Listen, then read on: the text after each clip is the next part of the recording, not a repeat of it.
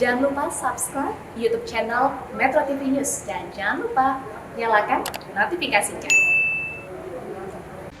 Pemirsa, hasil monitoring Badan Meteorologi, Klimatologi dan juga Geofisika BMKG menyebutkan bahwa perkembangan kondisi cuaca di seluruh Indonesia diindikasikan akan ada peningkatan curah hujan di beberapa daerah.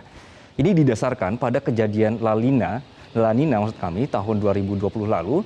Hasil kajian BMKG menunjukkan bahwa curah hujan mengalami peningkatan pada bulan November, Desember, dan Januari.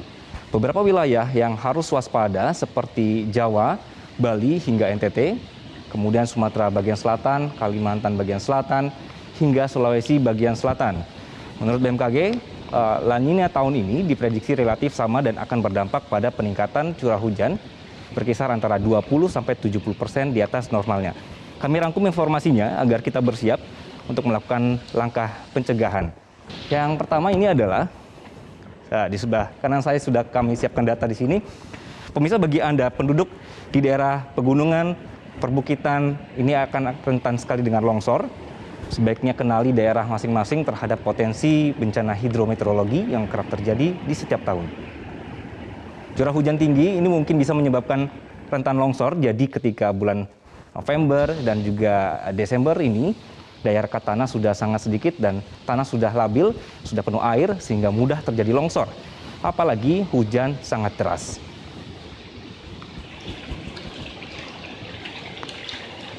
Baik, kita lanjutkan. Untuk Anda yang tinggal di kawasan pinggiran sungai, sawah, dataran rendah, atau hamparan luas seperti persawahan, wilayah Anda akan rentan terjadi banjir luapan, genangan, banjir bandang. Ada baiknya Anda kenali tanda-tandanya dan dampaknya kalau terjadi hujan secara terus-menerus. Ini kami gambarkan di sini ya. Oke, dan yang ketiga, pemirsa, kemudian untuk Anda yang berada di daerah perkotaan, yang Anda harus waspadai adalah genangan air. Ini disebabkan tanah resapan air sudah sangat berkurang. Ini tertutup dengan gedung, kemudian jalan, dan sebagainya. Daerah yang dataran rendah ini juga bisa menjadi faktor penyebab terjadinya banjir ketika air turun dari dataran tinggi dataran yang lebih tinggi, dan ini tentu akan mengalir ke dataran yang rendah. Inilah yang harus diwaspadai.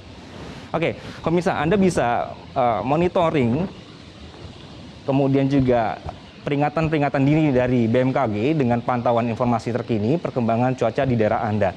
Ini kami rangkum data-data berkenan apa yang bisa kita lakukan saat ini, karena kita sudah masuk November ya. Kemudian pemirsa, Anda juga sudah harus perhatikan penempatan jalur evakuasi.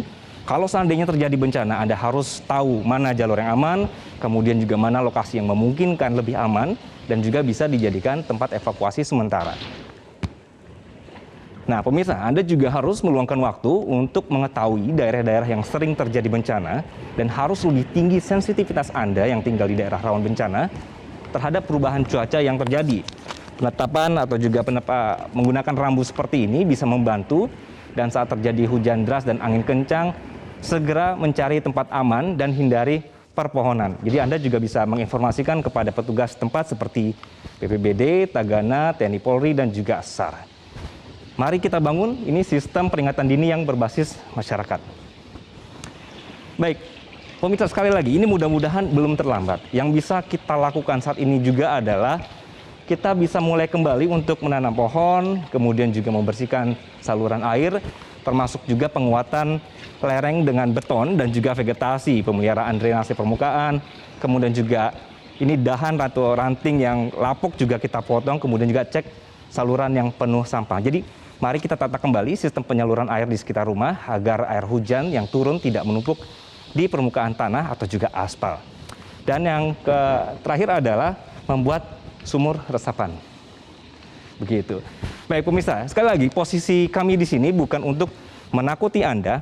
Faktanya memang bencana ini akan selalu ada. Sebagai manusia sudah sepatutnya kita bisa berdamai dengan bencana melalui ikhtiar atau juga usaha untuk mengenali alam.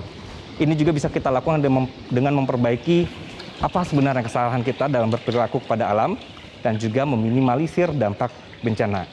Jaga kesehatan diri Anda, jaga kesehatan alam, selalu pantau informasi mengenai cuaca.